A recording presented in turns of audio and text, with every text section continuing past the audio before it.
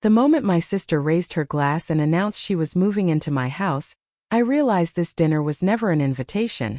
It was a decision already made without me. The dining room smelled like roasted chicken and expensive champagne.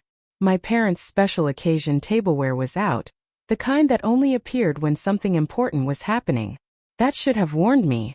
Instead, I sat there gripping my water glass as my older sister, Lila, smiled like she was doing me a favor. "It'll just be temporary," she said lightly. "A few months. Until I get back on my feet." My parents nodded in unison, already celebrating. My dad lifted his glass. "To family helping family." Everyone toasted. Everyone except me. 3 days earlier, I'd found labeled boxes stacked in my garage: Lila's clothes, Lila's books. When I asked about them, she'd laughed it off. Storage issues. I knew better now. This wasn't a request. It was an ambush. As the conversation moved on like my consent didn't matter, something in me finally snapped. Not loudly, not dramatically, but cleanly. Quietly. I reached into my bag and pulled out a thin envelope. "I actually have news too," I said. The room changed instantly.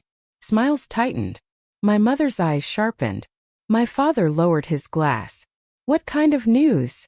my mother asked, already bracing. I slid the envelope to the center of the table.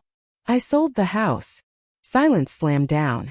Lila's champagne flute slipped from her hand and shattered against the floor.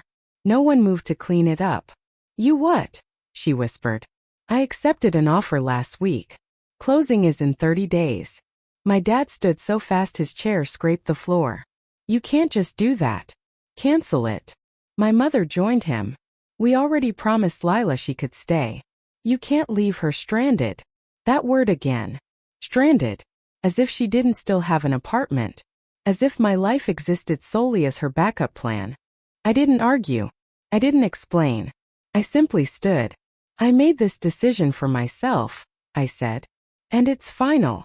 That was when the story changed. Suddenly I was selfish. Unstable.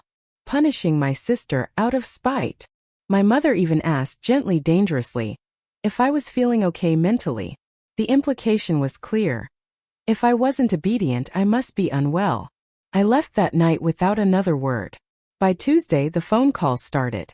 Aunts, cousins, even people I barely spoke to. Every version of the same accusation. "How could you do this to your sister?" By Thursday, Lila had posted online. "Funny how people disappear when you need them most." My mother commented first. That was the moment I stopped explaining.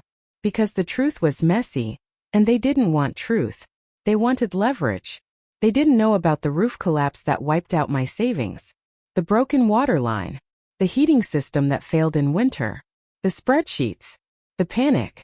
The nights I cried alone at my kitchen table trying to make numbers work that never would. Selling wasn't revenge. It was survival. When my parents showed up unannounced that weekend, Lila in tow, I was halfway through packing. Boxes everywhere. The house already felt like it was letting me go. "You're really doing this," my mother said. "After everything." I didn't stop packing. "I need stability," I said calmly. "I need sleep.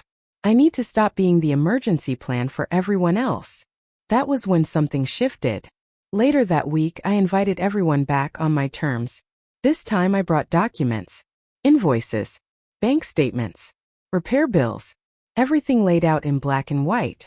No drama, no raised voices, just facts. The room grew quiet as the numbers added up. Even my father didn't argue. For the first time in my life, no one told me I was exaggerating. Lila stormed out halfway through, furious that reality didn't bend for her. But something else happened. People started asking her questions. About work. About responsibility. About plans. Questions she'd never had to answer before. A week later, my parents came back again, softer this time. They offered a compromise. Financial help for Lila. Quiet pressure for me to contribute. I said no.